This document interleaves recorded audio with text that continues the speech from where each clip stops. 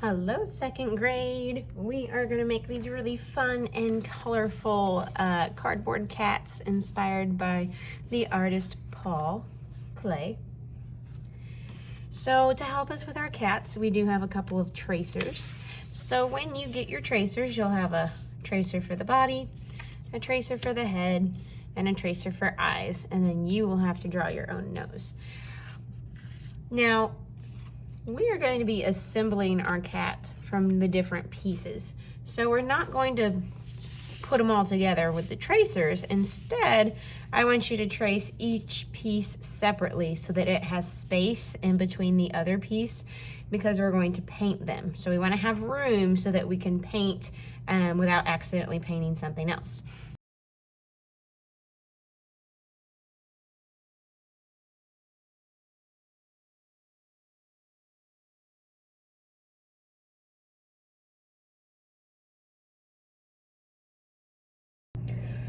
All right, so let's talk about how we're going to paint these cats. We are going to be using tempera paint, which is liquid paint, which I'll show you in just a minute.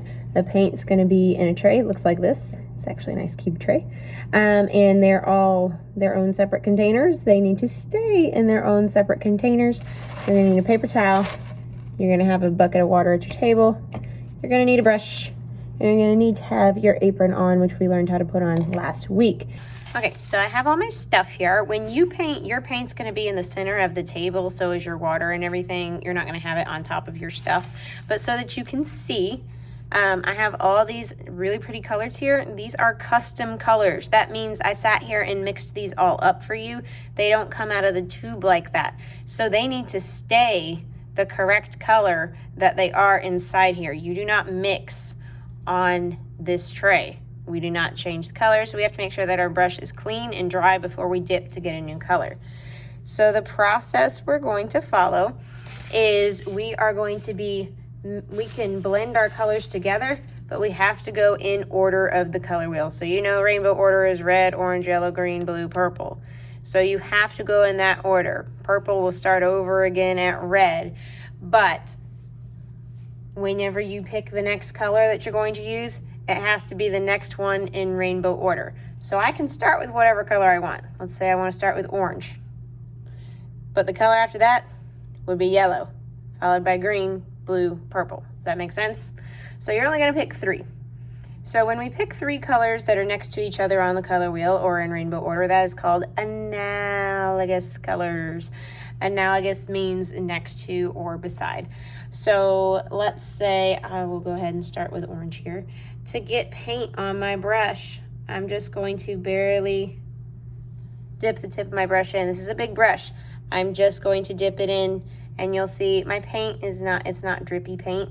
It stays on my brush pretty well. I want to make sure that my paint stays at the tip of my brush. Paint down here doesn't do me any good. So I didn't dip my brush all the way until it touched the bottom of the tray. I just dipped the very tip in, and then I'm gonna make my way back to my spot. To paint our cats, guess what? They're gonna get cut out later, so we don't have to paint inside the lines. What I want you to focus on is getting nice, neat, straight brush strokes. So the way that we do that is we hold the silver part of our handle, and we stroke one way, and then we flip the brush, and we go back the other way. And I'm trying to make sure that I don't have any blobs. Now you can see, because I traced my dear sweet kitty cat in Sharpie, I can still see him. But I don't have to work on staying inside the lines. So one way, flip, and back. I'm just flicking my wrist. My brush is a square. The square part should always be down. I should never be pushing my brush to paint. I should not be going in circles.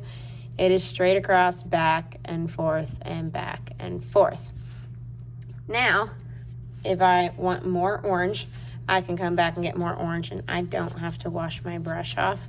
If I want to switch my cat to a new color, the next color in order of the color wheel would be yellow, but I have to wash and dry my brush. So with my water jug, I need to go over to it, and I can't just swirl it in the water. It didn't go anywhere, did it? I have to actually tap my brush on the bottom to get the paint out. So I'm going to gently tap it Am I splashing? Am I swirling around like a crazy person? No, I'm gently pressing it into the water jug. Now my paint is off. I still can't paint with this yet because it's wet. I don't want water in my paints. It makes them gross and liquidy and watery, and we don't want that. We want them nice and thick. So I'm going to take my paper towel and I'm going to pinch my brush inside the paper towel. See, now all the water's on my paper towel, and now my brush is nice and dry and ready to go. So now I can switch to my next color. We said we were going to get some yellow. And then I'm going to start to paint back and forth. And what I'm going to do is I'm going to paint up into my other color. And what's going to happen is they're going to mix just a little bit. So I'm putting my yellow on top of my orange, and I'm going back and forth. And they're going to mix and blend into each other to make a nice little color. So I'm going up and down, back and forth. My paint is really smooth and really flat. Now what do I have to do to this if I want to move on to my next color, which would be my green? If you said wash your brush, that's correct. Now I don't swirl or I don't splash. I just press it at the bottom. All right, it's clean and ready to go. Now it needs to dry. All right, now I can dip in my next color. Remember, I only get it on the tip. And then I start to go back and forth, and I'm gonna mix it up in with that yellow I just put on there.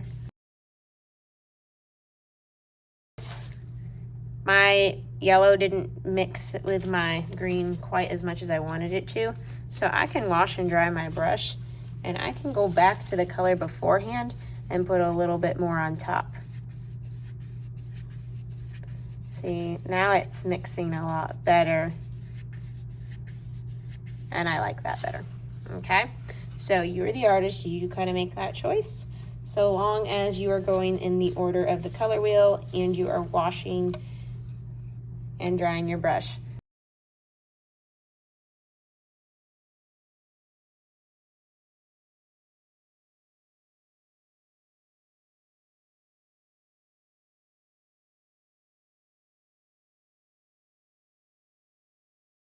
And it's time to paint our eyes, and even with our nose, we're gonna switch to a smaller brush. For the eyes, I'm just gonna use a little bit of black on my brush, and I'm gonna make a circle in the middle. Like I said, it's okay if I go outside my lines because they're gonna get cut out anyways.